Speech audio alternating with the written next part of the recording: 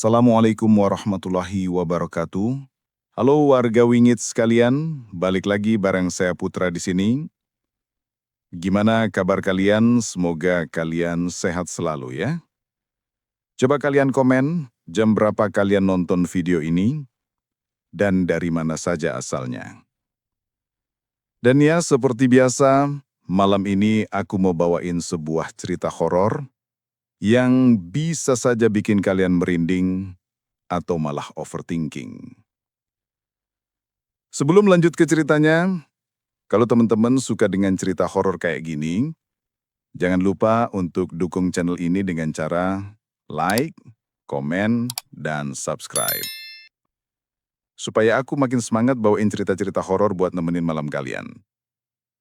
Dan buat kalian yang ingin sharing, boleh banget kirim ceritanya ke alamat email yang sudah tercantum di kolom deskripsi ya. Jadi nggak usah berlama-lama lagi, kita langsung aja ke ceritanya. Di sebuah desa kecil di Jawa Tengah yang jalannya hanya 2 lajur dan kanan kirinya masih sawah, ada sebuah warung sederhana bernama Warung Soto Mbak Kanti. Dari luar, warung itu tidak terlihat mencolok. Hanya bangunan semi permanen, dinding papan dicat krem pudar, dan atap seng berkarat.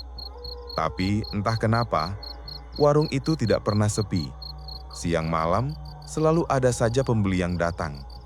Kalau lewat pagi-pagi, dari jauh sudah tercium aroma kaldu sapi yang gurih, seperti menuntun kaki orang untuk mampir. Siang hari, antrian pengunjung sampai ke jalan. Motor-motor parkir rapat. Malam pun sama saja. Bahkan menjelang dini hari, ketika warung-warung lain sudah tutup dan lampu-lampu jalan meredup, warung soto Mbak Kanti masih buka. Pelanggannya datang bergantian, seolah tidak ada habisnya.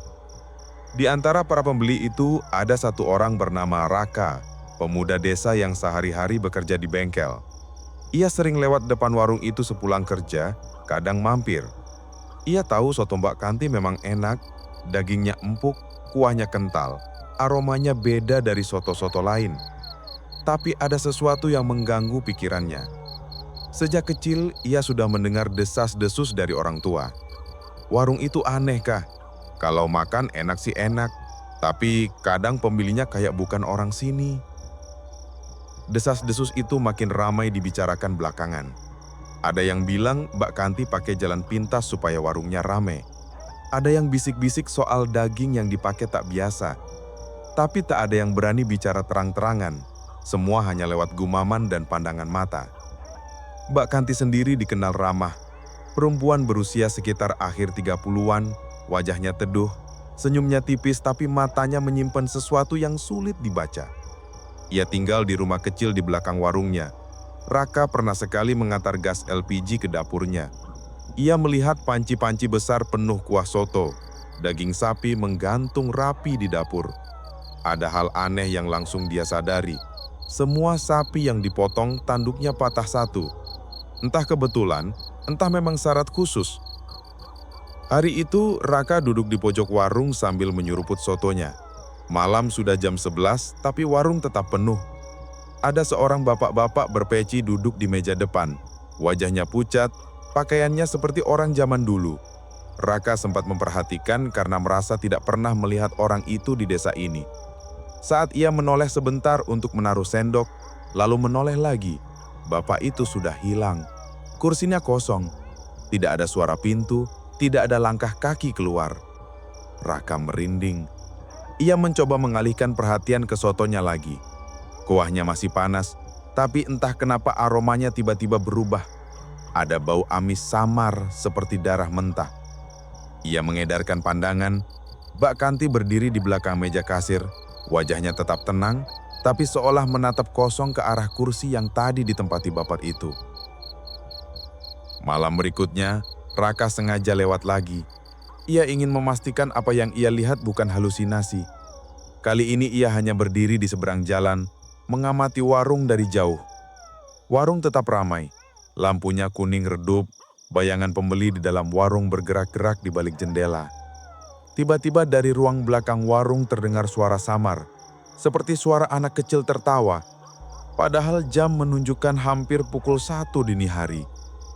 Raka merasa bulu kuduknya berdiri.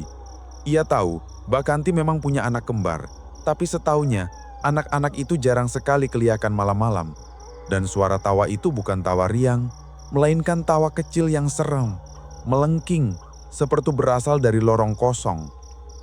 Besoknya Raka bertanya pada seorang temannya, Pak Gito, yang sudah lama jadi tukang parkir dekat warung itu. Pak, itu anaknya Mbak Kanti sering kelihatan gak sih malam-malam? Pak Gito menggelengkan, lalu mendekatkan mulutnya ke telinga Raka. Anaknya cuma satu yang kelihatan, satunya lagi gak pernah keluar. Katanya sakit atau apa, saya juga kurang paham. Tapi yang saya tahu, jangan macem-macem di warung itu. Banyak yang sakit mendadak kalau usil. Jawaban itu malah membuat Raka makin penasaran. Mengapa warung sederhana itu begitu ramai? Mengapa hanya daging sapi bertanduk patah yang digunakan? Dan siapa sebenarnya anak kembar Mbak Kanti yang jarang keluar rumah itu? Suatu malam, ia memberanikan diri duduk di kursi paling dekat dengan pintu ke ruang belakang. Dari sana ia bisa mendengar suara samar, seperti suara rebusan kuah soto, suara sendok beradu, dan bisikan lirih. Seperti suara orang berbicara dengan bahasa yang ia tidak kenal. Kadang ada suara Mbak Kanti pelan, seolah sedang menjawab seseorang. Tiba-tiba pintu ruang belakang itu terbuka sedikit.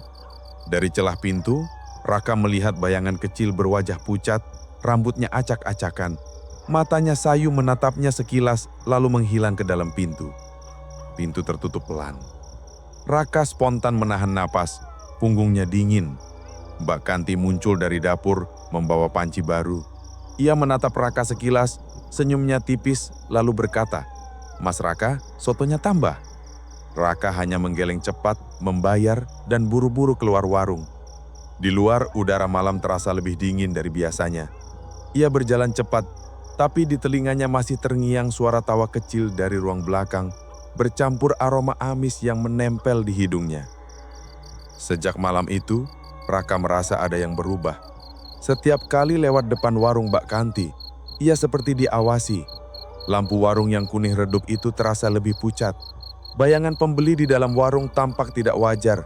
Beberapa bahkan seperti tidak menyentuh lantai saat berjalan. Dan jauh di ruang belakang warung, Mbak Kanti tahu waktunya semakin dekat untuk memenuhi panggilan malamnya. Ia menarik nafas panjang. Matanya memandang pintu kayu kecil di belakang dapur. Suara lirih itu sudah mulai terdengar lagi, memanggilnya. Sejak malam ketika melihat bayangan anak kecil dari celah pintu, Raka seperti dihantui rasa penasaran yang tak bisa hilang. Setiap lewat depan warung soto itu, bulu kuduknya selalu meremang.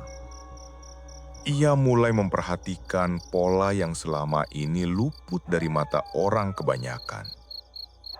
Ia sadar, warung itu tidak pernah benar-benar tutup. Jam berapapun ia lewat, selalu saja ada lampu yang menyala di ruang dapur belakang. Panci rebusan tidak pernah berhenti mengepul, bahkan saat jam menunjukkan pukul 3 dini hari. Dan selalu ada motor atau mobil yang berhenti sebentar, pembeli turun, makan cepat, lalu pergi lagi tanpa bicara. Desas-desus tentang warung itu semakin ramai. Ada yang bilang Mbak Kanti punya pesugihan. Ada pula yang mengaitkan dengan pemakaian daging sapi bertanduk patah satu. Konon, dalam beberapa kepercayaan Jawa kuno, sapi seperti itu diyakini sudah dipilih atau ditandai untuk ritual tertentu. Semua itu cuma cerita yang beredar di warung kopi. Tapi bagi Raka, potongan-potongan itu mulai membentuk satu gambar besar yang menyeramkan. Suatu sore, Raka memberanikan diri mendatangi rumah Mbak Kanti yang ada tepat di belakang warung. Rumah itu sederhana, berdinding bata merah belum diplester, Hanya ada satu pintu utama dan beberapa jendela kecil yang selalu tertutup cerai tebal. Ia mengetuk pelan dengan alasan mau mengantar tabung gas kosong. Tak lama pintu terbuka. Mbak Kanti keluar, wajahnya tampak lelah tapi tetap tersenyum tipis. Mas Raka, wah repot-repot amat, taruh saja di belakang. Suaranya pelan, seolah takut mengganggu sesuatu di dalam. Dari celah pintu, Raka sempat melihat sekilas ruang tamu yang gelap. Ada kursi kayu tua, meja bundar kecil, dan foto Mbak Kanti dengan dua anak kecil kembar di atasnya. Salah satu anak tampak manis dan tersenyum, satunya lagi wajahnya agak kabur di foto itu. Entah karena cahaya atau memang foto lama. Sesuatu di foto itu membuat perut Raka terasa mual. Ada rasa tidak nyaman yang sulit ia jelaskan. Sore itu, ketika Raka pergi, ia mendengar suara pintu kecil di samping rumah terbuka pelan. Dari sana muncul seorang anak kecil berambut sebahu, mengenakan baju tidur. Wajahnya pucat, matanya sayu, dan tatapannya tajam seperti orang dewasa. Anak itu hanya berdiri diam, memperhatikan Raka tanpa berkedip. "Adik siapa?" tanya Raka gugup. Anak itu tidak menjawab, hanya mengangkat telunjuknya ke bibirnya, seolah menyuruh diam. Lalu tiba-tiba ia mundur, menutup pintu, dan menghilang ke dalam rumah. Raka berdiri kaku beberapa detik, baru kemudian memutuskan pergi. Malamnya Raka tak bisa tidur. Bayangan wajah pucat anak itu terus menghantuinya. Ia merasa ada sesuatu yang tidak beres. Ia lalu mencoba mencari informasi pada seorang tetua desa, Mbah Wiryo, yang dikenal suka menyimpan cerita-cerita lama. Mbah Wiryo mendengarkan dengan seksama. Ia menghela nafas panjang, lalu berbisik. Mbak Kanti itu dulunya bukan orang sini. Katanya dulu suaminya meninggal mendadak. Setelah itu dia buka warung, dan warungnya langsung ramai. Orang bilang dia ada yang bantu. Aku juga dengar soal anaknya itu. Kembar, tapi satunya bukan seperti kita. Raka menelan ludah. Maksudnya? Satunya itu katanya bukan anak manusia. Suara Mbah Wiryo merendah. Hasil perjanjian yang dia jalani supaya warungnya terus ramai. Makanya dia sembunyikan anak itu. Daging sapi bertanduk patah satu itu cuma syarat tambahan. Ada syarat lain yang lebih berat. Kata-kata itu membuat darah Raka berdesir. Ia pulang dengan pikiran kacau. Beberapa hari berikutnya, warung soto Mbak Kanti semakin terasa aneh bagi Raka. Aroma sotonya kadang berubah jadi bau anyir yang menusuk. Kadang ia mendengar suara erangan samar di dapur belakang ketika lewat malam-malam. Pelanggan yang datang pun makin banyak yang berpenampilan tidak biasa. Ada yang wajahnya pucat, ada yang kakinya tidak menyentuh tanah, ada yang mulutnya komat kamit tanpa suara. Suatu malam, Raka memutuskan untuk mengintai warung itu dari kebun kecil di seberang jalan. Lampu warung temaram, Mbak Kanti terlihat melayani beberapa pembeli. Setelah pembeli terakhir keluar, ia menutup pintu depan, mematikan sebagian lampu, lalu masuk ke ruang belakang. Tak lama kemudian terdengar suara langkah-langkah kecil. Dari balik jendela yang tirainya tidak tertutup sempurna, Raka melihat anak kembar pertama yang manis duduk di kursi. Sementara anak kedua, yang pucat itu, berdiri di dapur mengaduk panci besar. Anak kedua itu mengangkat wajahnya perlahan, matanya tajam menatap ke arah jendela tempat Raka mengintip. Bibirnya bergerak pelan seolah melafalkan sesuatu. Tiba-tiba lampu dapur berkelip-kelip. Bayangannya memanjang di dinding seperti bukan bayangan manusia. Raka tersentak mundur, nafasnya terengah-engah. Di dalam warung, suara lirih mulai terdengar lagi. Bukan bahasa yang Raka kenal, semacam mantra atau bisikan. Mbak Kanti muncul, mendekati anak kedua itu, lalu berjongkok. Ia membelai kepala anak itu sambil berbisik, "Sabar ya, sebentar lagi waktunya." Kalimat itu membuat Raka bergemetar. Apa maksudnya? Waktunya? Untuk apa? Hujan gerimis mulai turun. Raka menunggu di bawah pohon, matanya tetap tertuju ke arah jendela warung. Dari dalam warung, terdengar suara ketukan pelan, seperti ada sesuatu yang berusaha keluar dari panci. Bau amis makin menusuk bercampur dengan aroma kemenyan samar yang terbawa angin. Semua itu terasa begitu nyata, membuat perutnya mual. Tiba-tiba terdengar suara tawa kecil. Kali ini jelas. Bukan satu tawa, tapi dua tawa yang saling bersahutan. Satu terdengar seperti tawa anak kecil biasa, satu lagi melengking aneh seperti tawa yang diputar mundur. Raka menutup mulutnya, menahan teriakan. Di dalam warung, Mbak Kanti berdiri tegap, matanya memandang ke arah pintu belakang. Ia menghela nafas panjang, lalu berjalan ke sebuah pintu kayu kecil yang sebelumnya ia belum pernah lihat. Pintu itu berada tepat di pojok dapur. Dengan tangan gemetar, ia membuka pintu itu. Terlihat lorong sempit yang gelap. Dari sana keluar hembusan adir kayu yang membuat lampu warung berkelip-kelip.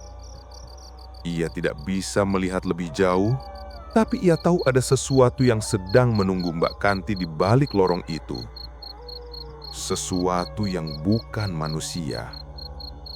Ia memutuskan pergi sebelum terlambat. Ia berlari pulang melewati jalanan licin karena gerimis, dengan perasaan seperti ada yang mengikutinya dari belakang. Sampai di rumah, ia menutup pintu rapat-rapat, menyalakan lampu, dan duduk di lantai sambil menenangkan diri. Di kejauhan, dari arah warung soto, terdengar samar suara kentongan tengah malam bersahut-sahutan. Desa terasa lebih sunyi dari biasanya. Dan di dalam rumah kecil di belakang warung itu, Mbah Kanti berbisik pada dirinya sendiri. "Aku harus kuat, aku harus menepati janji. Kalau tidak, semua akan berakhir." Sejak malam hujan itu, tidur Raka selalu gelisah. Bayangan wajah pucat anak kedua Mbak Kanti dan suara tawa melengking itu berulang kali muncul di kepalanya. Ia bertekad, apapun resikonya, ia harus tahu apa yang sebenarnya terjadi di warung soto itu. Hari berikutnya, ia sengaja datang ke warung Mbak Kanti menjelang tengah malam. Ia pura-pura jadi pelanggan biasa. Warung saat itu masih ramai. Lampu kuning temaram memantulkan bayangan orang-orang yang makan tanpa bicara. Raka duduk di sudut dekat jendela. Matanya mengamati setiap sudut. Aroma soto memang masih sedap, tapi malam itu hidungnya lebih peka pada bau lain yang samar. Bau tanah basah bercampur anyir. Suara sendok dan mangkuk beradu terasa lambat dan berat. Seolah waktu di warung itu berjalan lain. Mbak Kanti lewat, tersenyum tipis padanya. "Mas Raka tambah kuah?" tanyanya. Raka menggeleng, menahan diri. Ia memperhatikan pelanggan di depannya. Seorang perempuan berambut panjang, wajahnya pucat, matanya sayu. tangannya makan pelan. Tapi yang membuat Raka merinding adalah tidak ada sendok di tangannya. Kuah soto di mangkuknya berkurang begitu saja, seperti disedot oleh udara. Raka menahan nafas. Ia menoleh ke kanan. Seorang bapak tua berjas lusuh duduk sambil menatap kosong ke panci besar di depan Mbak Kanti. Bapak itu tidak pernah berkedip. Saat ia menoleh lagi ke perempuan pucat tadi, kursi itu sudah kosong. Mangkuknya masih ada, kuahnya tinggal sedikit. Sendoknya tetap bersih. Raka menelan ludah. Ini bukan ilusi. Ini benar-benar terjadi di depan matanya. Pelanggan lain datang. Suara derap langkahnya aneh, seperti kaki ayam, tapi berat. Orang itu memakai kain lurik usang. Wajahnya tertutup caping lebar. Mbak Kanti melayaninya dengan tenang, meletakkan mangkuk soto tanpa berkata-kata. Orang itu duduk membelakangi Raka. Dari sela kainnya, terlihat kulitnya pucat kebiruan, seperti mayat. Raka gemetar. Ia merasa warung itu berubah menjadi semacam perbatasan, tempat manusia dan bukan manusia bertemu. Setelah semua pelanggan keluar, Mbak Kanti mematikan lampu depan. Warung menjadi lebih gelap. Ia mengunci pintu, menurunkan tirai jendela. Raka yang sudah siap, diam-diam berdiri dan menyelimap ke kebun di seberang jalan. Tempat ia bisa mengintip melalui celah ventilasi dapur belakang. Dari sana, ia melihat Mbak Kanti menyiapkan panci besar yang tadi penuh kuah. Anak kedua yang pucat berdiri di sampingnya, matanya menatap kosong. Ia mengaduk panci itu dengan gerakan lambat. Bibirnya bergerak, seperti membaca sesuatu. Mbak Kanti menyalakan kemenyan. Asapnya mengepul pelan, memenuhi ruang dapur dengan aroma tajam. Lampu berkelip-kelip. Raka merasakan udara di sekitarnya ikut berubah. Dingin, berat, seperti tekanan di dada. Telinganya menangkap suara lain dari arah pintu kayu kecil di pojok dapur. Suara itu lirih, berat, seolah datang dari kedalaman sumur. Panggilan rendah dengan bahasa yang tidak dimengerti. Anak kedua berhenti mengaduk, menoleh ke arah pintu itu. Matanya memerah sesaat. Mbak Kanti memandang ke arah pintu itu dengan wajah pucat. Ia berbisik lirih. Sebentar lagi, tangannya gemetar. Ia menoleh ke anak kedua, membelai kepalanya. "Kamu diam di sini ya, Bunda akan melayani." Raka menahan nafas. Kata itu lagi, melayani. Suaranya terdengar getir, seperti orang yang menyerahkan dirinya pada sesuatu yang tak bisa ia hindari. Mbak Kanti berjalan ke pintu kayu kecil itu. Ia membuka pelan-pelan. Dari dalam keluar hembusan udara dingin dan bau amis lebih tajam. Lampu dapur langsung padam sesaat, menyala lagi redup. Dari celah pintu yang terbuka, Raka hanya bisa melihat kegelapan pekat, tapi ia merasakan kehadiran sesuatu yang besar di balik sana. Suara nafas berat terdengar, bukan nafas manusia. Anak kedua berdiri diam di dapur, matanya kini mengarah ke jendela tempat Raka bersembunyi. Tatapannya tajam, seperti tahu ada orang yang mengintip. Bibirnya kembali bergerak. Kali ini Raka bisa mendengar samar suaranya, seperti doa atau mantra dibalikan. Mbak Kanti menghilang ke dalam pintu kecil itu. Suara langkahnya perlahan menjauh. Lalu terdengar suara samar seperti dialog. Satu suara perempuan, Mbak Kanti, satu suara rendah menggeram. Sesekali terdengar desahan, isak, dan bisikan. Raka tidak berani membayangkan apa yang terjadi di balik pintu itu.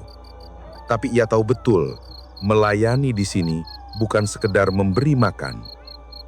Panci besar di dapur bergetar pelan, asapnya makin tebal.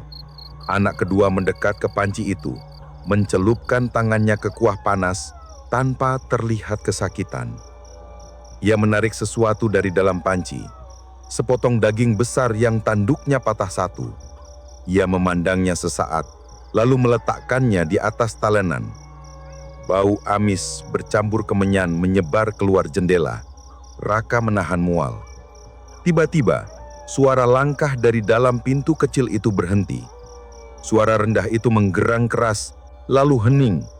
Lampu dapur padam seketika. Dalam gelap, hanya terlihat dua mata merah menyala di arah anak kedua. Raka tersentak mundur, kepalanya terbentur batang pohon. Anak kedua menatap lurus ke arahnya dari dalam dapur gelap. Senyuman kecil muncul di wajah pucat itu. Senyuman yang bukan senyuman anak kecil. Raka lari terbirit-birit meninggalkan kebun. Adara malam seperti membeku di kulitnya. Suara tawa melengking mengiringi langkahnya. Kali ini lebih dekat, seperti mengejarnya. Ia berlari sampai ke jalan besar, baru berhenti untuk menarik nafas panjang. Di kejauhan, lampu warung soto itu terlihat temaram, seperti cahaya kuning yang hampir padam. Tapi ia tahu, di balik warung itu, ada sesuatu yang jauh lebih kelam daripada yang ia duga. Di rumahnya, Raka menutup diri rapat-rapat. Tangannya gemetar. Ia berusaha mengingat suara-suara tadi, mencoba memaknai apa yang ia dengar. Sebentar lagi, Bunda akan melayani. Kata itu terus terngiang di kepalanya, seperti gema yang tak mau pergi. Di sisi lain, di dalam warung, Bakanti keluar lagi dari pintu kecil. Rambutnya berantakan, wajahnya pucat, keringat menetes di keningnya. Matanya kosong, tubuhnya goyah. Ia memandang anak kedua yang masih berdiri di dapur. Anak itu mendekat, menyentuh tangan Mbak Kanti, berbisik pelan. "Bunda capek." Suaranya aneh, seperti dua suara bersamaan. Mbak Kanti hanya mengangguk lemah. Semua sudah berjalan. Gumam Mbak Kanti pada dirinya sendiri. Warung kita akan tetap ramai. Ia memandang panci soto yang kini penuh lagi dengan daging sapi bertanduk patah. Bibirnya bergetar, antara syukur dan ngeri. Di luar, angin malam berdesir, membawa bau anyir samar yang tak pernah hilang. Malam itu, hujan turun lebih deras dari biasanya. Raka menutup warung lebih cepat karena pengunjung sepi akibat hujan lebat. Jam menunjukkan pukul 22.30. Lampu-lampu neon di depan warung memantulkan cahaya yang berpendar di genangan air. Di dapur belakang, Mbak Kanti tampak sibuk membersihkan meja dan peralatan masak. Namun, ada sesuatu yang berbeda malam itu. Raka memperhatikan wajah Mbak Kanti yang terlihat pucat. Matanya sayu tapi tajam, seperti menahan sesuatu yang berat. "Mbak Kanti." "Raka, kamu pulang saja duluan," ujar Mbak Kanti lirih. Raka bingung. "Loh, biasanya saya bantu Mbak sampai beres." "Nggak usah, aku mau beres-beres sendiri malam ini." Nada suaranya seperti memohon. Namun Raka justru semakin penasaran. Ia tahu inilah momen yang ditunggunya, membongkar rahasia kamar belakang yang selama ini tertutup. Raka berpura-pura keluar, menutup pintu depan warung, lalu diam-diam menyelinap ke samping bangunan. Dari celah dinding bambu yang lapuk, ia mengintip ke arah dapur. Mbak Kanti terlihat mengambil kendi berisi air yang sebelumnya ia lihat di kamar belakang. Air itu dituangkan ke dalam baskom besar. Lalu Mbak Kanti menyalakan beberapa lilin berwarna hitam dan merah. Aroma kemenyan kembali menguar, lebih pekat dari sebelumnya. Tiba-tiba Raka mendengar suara lirih seperti bisikan. Samar tetapi jelas bukan suara Mbak Kanti. Seperti suara laki-laki tua, serak namun dalam. Suara itu datang entah dari mana. Mbak Kanti menunduk, tubuhnya bergetar. Aku sudah siap," ucapnya pelan. Raka bergidik. Ia menyaksikan Mbak Kanti membuka kemben yang ia kenakan. Tubuhnya ia baluri air dari baskom tadi. Gerakannya seperti ritual. "Iya Tuhan," bisik Raka ketakutan. Ia tak pernah menduga Mbak Kanti akan melakukan sesuatu seaneh ini. Suara itu makin jelas. Aku datang. Kau harus menepati janji. Desisnya kini seperti di samping telinga Raka. Raka refleks mundur, tapi ia menahan nafas. Matanya tetap menatap ke arah kamar belakang. Perlahan pintu kamar belakang terbuka sendiri. Dari dalam ruangan gelap itu, angin dingin berhembus, meniup nyala lilin hingga redup. Lalu tampaklah bayangan besar, tinggi, kulitnya gelap seperti aran, dengan tanduk patah di salah satu sisi kepalanya. Matanya merah menyala. Wujud itu bukan manusia, bukan juga binatang. Sosok makhluk gaib yang selama ini menjadi rahasia pesugihan Mbak Kanti. Mbak Kanti berlutut, menundukkan kepala. Suara makhluk itu berat, menggema. Kau sudah menerima rezeki, warungmu ramai, anakmu lahir, kini giliranmu melayani. Raka bergemetar. Ia menyadari kata melayani yang selama ini jadi desas-desus ternyata bukan metafora. Mbak Kanti harus menyerahkan dirinya secara utuh. Bukan hanya makanan atau sesajen. Ritual itu adalah hubungan badan dengan makhluk itu untuk menjaga kesepakatan. Mbak Kanti menangis lirih. Aku sudah tak sanggup, anakku sudah cukup. Suaranya pecah. Makhluk itu mendekat, aroma amis dan busuk memenuhi udara. Janji adalah janji. Kalau kau berhenti, warung ini akan binasa. Anakmu akan kuambil. Di titik itu, Raka melihat sosok kecil berdiri di sudut ruangan belakang. Seorang anak laki-laki berusia sekitar 8 tahun. Wajahnya pucat, matanya hitam legam, tanpa bola mata putih. Anak itu diam saja, hanya menatap Mbak Kanti dan makhluk itu. Raka langsung tahu, itu anak kedua Mbak Kanti, anak yang jarang terlihat, yang disebut-sebut pendiam dan meneramkan. Anak itu berbisik dengan suara yang bukan suara anak-anak. Ibu, jangan berhenti, kita butuh dia. Suaranya menggema, dingin, menusuk telinga Raka. Raka nyaris pingsan menyaksikan semuanya. Ia menahan nafas, berusaha tidak bersuara. Namun lantai di mana ia berpijak basah dan licin. Ia terpeleset sedikit. Duk! Suara kayu retak terdengar keras. Mbak Kanti menoleh seketika, matanya melebar melihat Raka di balik celah dinding. Raka, keluar, pergi! Teriaknya histeris. Makhluk itu juga menoleh, matanya merah menyala menatap Raka. Angin kencang berhembus meniup semua lilin padam. Ruangan itu kini gelap gulita kecuali sorot mata merah sang makhluk. Raka panik. Ia berlari sekuat tenaga ke arah pintu depan warung. Namun pintu itu seperti terkunci rapat dari dalam. Suara tawa anak kecil menyusul di belakangnya. Tawa itu bukan tawa manusia. Sekarang kau sudah tahu rahasiaku. Suara makhluk itu menggema. Tak ada yang bisa keluar setelah menyaksikan perjanjianku. Raka terus berusaha menendang pintu. Mbak Kanti menangis, suaranya memohon. Lepaskan dia tak tahu apa-apa. Aku yang salah, aku yang bersalah. Makhluk itu mendekat, bayangannya makin besar menyelimuti ruangan. Kau tidak bisa melanggar janji. Di luar, hujan makin deras, petir menyambar. Raka berhasil meraih sebuah panci besar di dekat pintu dan melemparkannya ke arah lilin yang masih tersisa. Membuat percikan api kecil.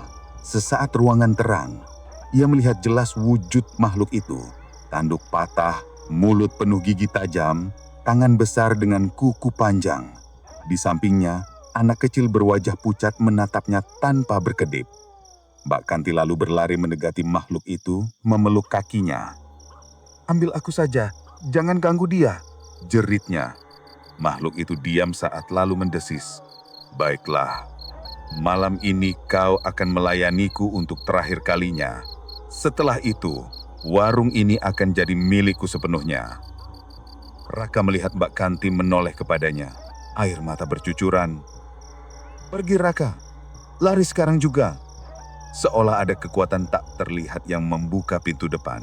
Raka langsung menerobos keluar ke tengah hujan deras. Berlari tanpa menoleh lagi. Di belakangnya, terdengar suara raungan mengerikan, campuran jeritan manusia dan binatang. Petir menyambar lagi, membuat warung soto itu tampak seperti siluet rumah neraka di tengah malam. Raka terus berlari sampai jauh, dadanya sesak, pikirannya kalut. Ia baru sadar kalau rahasia kelam warung soto Mbak Kanti bukan sekedar rumor. Mbak Kanti telah mengorbankan dirinya, bahkan melahirkan anak makhluk goib untuk pesugihan yang membuat warungnya tak pernah sepi. Dan malam ini, ia melihat dengan mata kepala sendiri bagaimana harga dari sebuah perjanjian itu ditagih. Raka berlari di tengah hujan malam itu tanpa arah. Jalanan desa yang biasanya sepi terasa seperti labirin. Di belakangnya, suara raungan masih terdengar samar, bercampur dengan suara petir dan angin yang makin kencang. Pikirannya berputar cepat. Ia baru saja menyaksikan sesuatu yang tidak masuk akal. Mbak Kanti berlutut di depan makhluk bertanduk patah. Anak kecil berwajah menyeramkan dan ritual yang selama ini hanya jadi bisik-bisik orang kampung. Kakinya goyah. Ia berhenti di bawah pohon besar. Nafasnya terengah. Raka menatap warung soto di kejauhan. Lampunya yang tadi terang kini berkedip-kedip seperti lilin hampir padam. Ya Tuhan, gumamnya. Aku harus lapor orang-orang. Tapi dalam hati kecilnya, ia merasa ada yang aneh. Seolah desa ini sedang menutup dirinya rapat-rapat. Jalanan yang ia lewati terasa berulang. Rumah-rumah penduduk tak terlihat. Hanya hamparan sawah dan pohon. Seakan ia diputar balik oleh kekuatan tak kasat mata. Raka panik. Ini pasti ulah mereka, pikirnya. Sementara itu di warung, Mbak Kanti berlutut di depan makhluk gaib itu. Tubuhnya gemetar. Aku sudah menyerahkan segalanya, jangan ganggu anak-anakku, ucapnya lirih. Makhluk itu tertawa rendah. Janji sudah jatuh tempo, Kanti. Warung ini jadi milikku. Anakmu yang kedua juga akan kembali padaku. Anak kecil berwajah pucat itu menatap ibunya dengan tatapan kosong. Ibu, aku bukan manusia sepenuhnya. Aku anaknya juga. Suaranya seperti dua suara bersamaan, anak-anak dan dewasa. Mbak Kanti menangis semakin keras. Aku hanya ingin warungku ramai. Aku hanya ingin anakku hidup layak. Makhluk itu melangkah maju.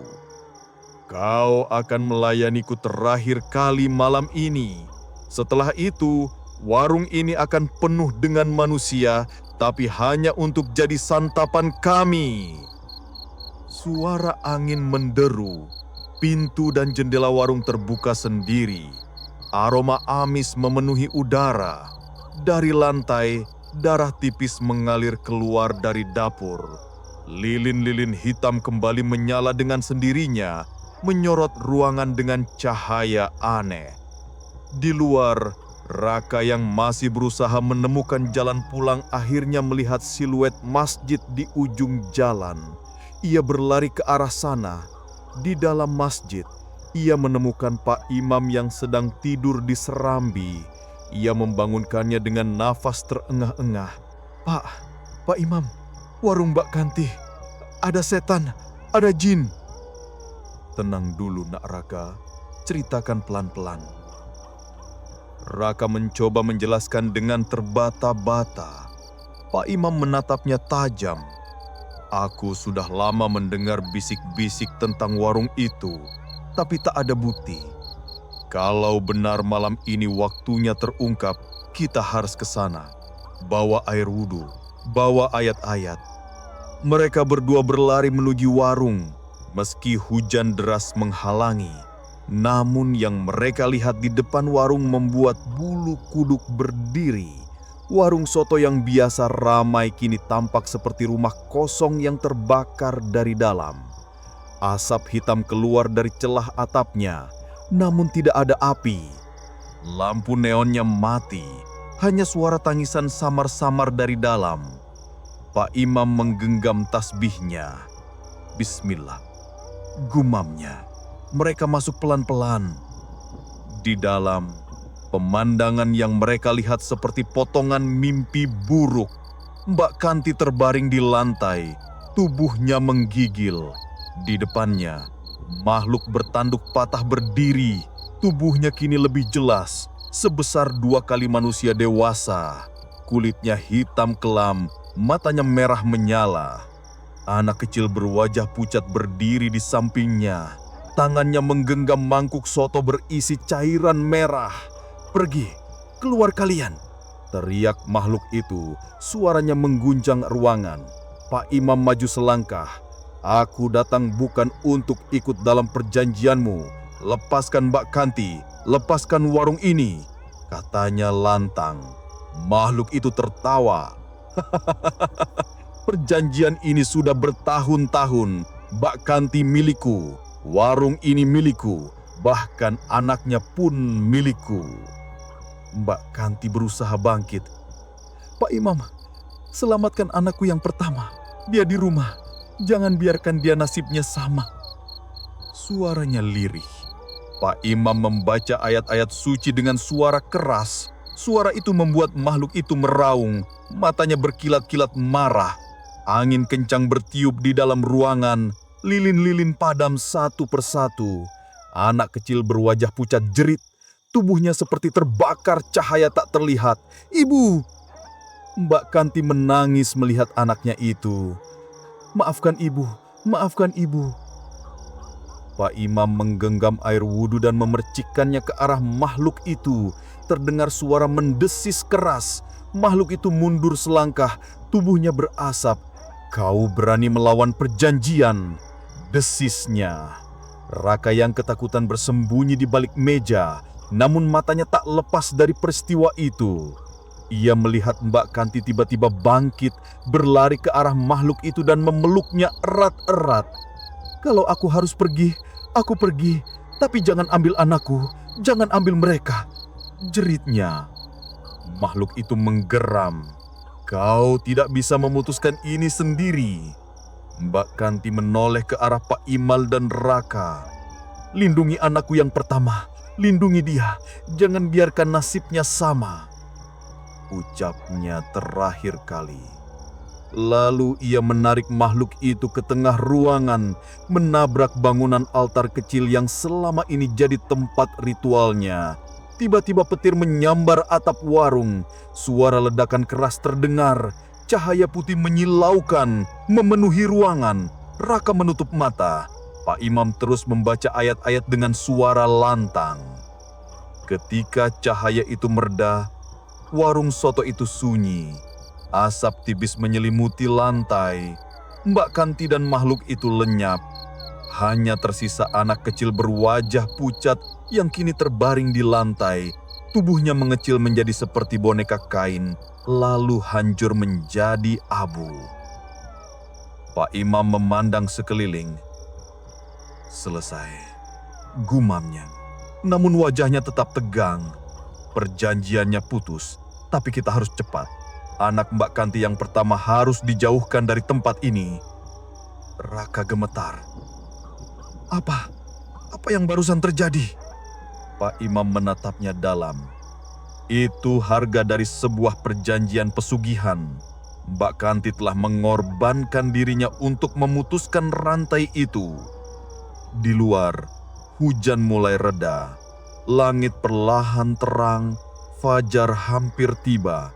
Warung soto yang tadinya biasa ramai kini tampak seperti rumah kosong yang terbakar dari dalam. Asap hitam keluar dari celah atapnya, namun tidak ada api. Lampu neonnya mati, hanya suara tangisan samar-samar dari dalam. Pak Imam berbisik lirih. Kadang rejeki yang terlihat mudah dan lancar itu bukan berkah, tapi jebakan. Raka menatap ke jalan yang menuju rumah Mbak Kanti. "Aku akan cari anaknya, aku akan pastikan dia selamat." Mereka berjalan menjauh dari warung soto yang kini hanya tinggal bangunan kosong. Angin pagi berhembus pelan. Di antara tiupan itu, samar-samar terdengar suara perempuan berbisik, "Terima kasih." Raka menoleh spontan. Tak ada siapa-siapa. Ia menarik nafas panjang. "Selamat jalan, Mbak Kanti," gumamnya. Warung soto yang dulu tidak pernah sepi kini benar-benar sunyi. Misterinya selesai, tetapi bayangannya akan selalu menghantui desa itu. Gimana warga Wingit sekalian ceritanya? Coba kalian komen di bawah. Apakah cerita ini cukup membuat kalian terhibur atau malah bikin kalian takut? Dan sekian cerita untuk kali ini. Semoga kalian terhibur dan mendapatkan sisi positif dari setiap cerita yang aku bawakan. Sampai jumpa di cerita lainnya bersama saya, Putra. Wassalamualaikum warahmatullahi wabarakatuh.